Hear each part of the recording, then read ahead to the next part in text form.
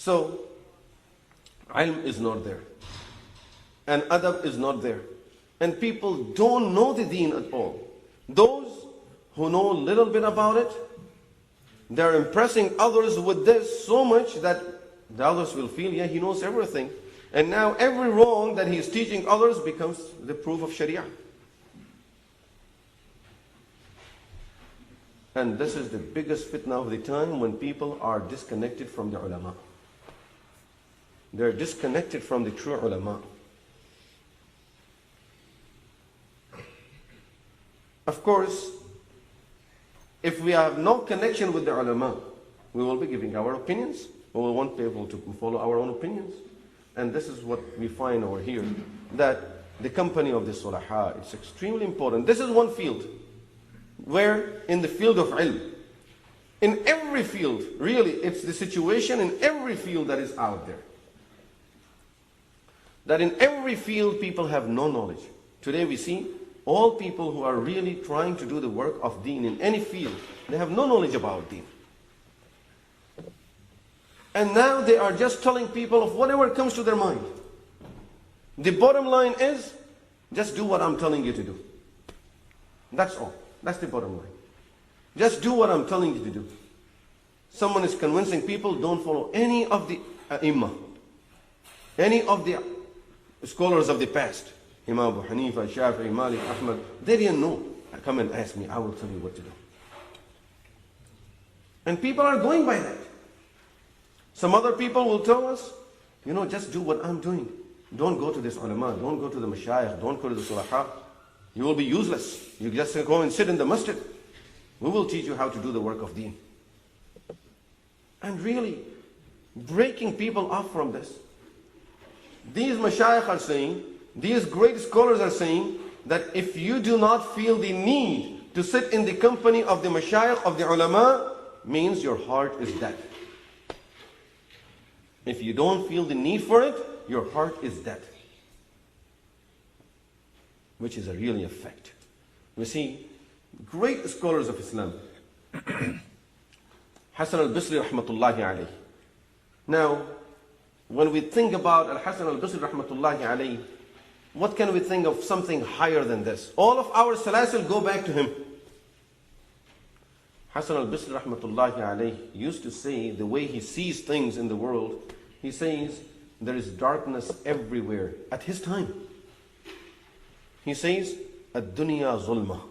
This world is nothing but darknesses.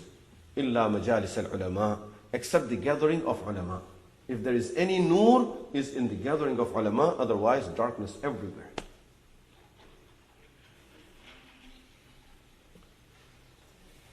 There was a great scholar, Sahal bin Abdullah at-Tastari rahmatullahi alayhi. He even went a step higher to say, and this is something that a normal person cannot say.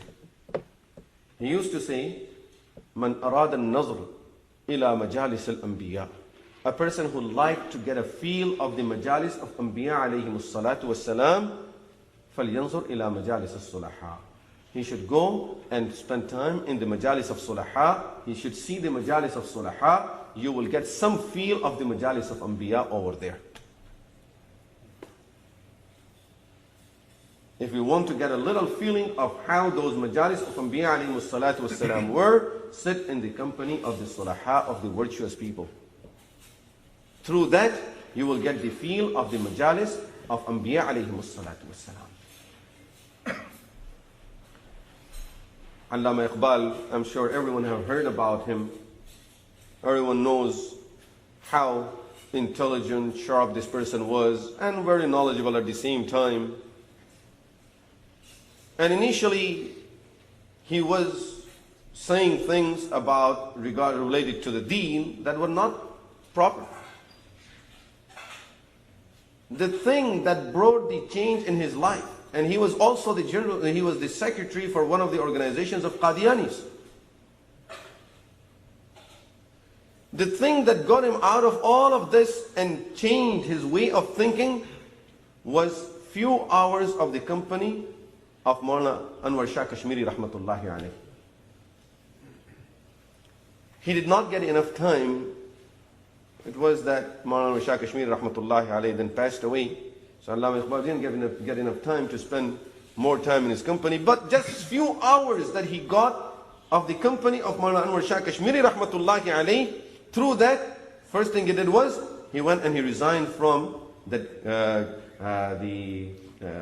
organization of the Qadianis. And then his mentality changed. He started thinking about deen, about ilm al-deen, about ulama. And he says it, that the only time I got the feeling, I used to read a lot about the gathering of Rasulullah sallallahu alaihi wasallam, of the majlis of Rasulullah sallallahu alaihi wasallam, I got the feeling of it when I sat in the company of Maulana Anwar Shah Kashmiri rahmatullah alayhi. He says, up to that point, it was only a theory. I only knew and I had all the knowledge about it. But I really felt it in my heart when I sat with him. This is not a normal person who's saying this. This is not a person who would be impressed by ulama. He was a person that if he sees this type of look, he will right away, he would reject it. This was his view. In fact, he was not even willing to go and sit with Maulana Anwar Shah Kashmiri. This is mullah. I don't sit with these people. One of his friends forced him. He said, just come and, it doesn't hurt. Just come and see what's happening and then you decide. He came for one gathering, now he doesn't want to leave. And he comes back again and he wants to come and spend more time. Maulana Shah Kashmiri rahmatullah alayhi went back home and he's writing him letters to benefit from him. And we don't find in any way, if anyone will have some connection with Allama Iqbal, for sure we'll say, we can at least benefit something from him. Maulana Shah Kashmiri rahmatullahi alayhi, really Allah subhanahu wa ta'ala blessed him with so much that there was nothing that he could say that I can learn from him. And Allama Iqbal is continuously trying to learn from Maulana Shah Kashmiri rahmatullahi alayhi.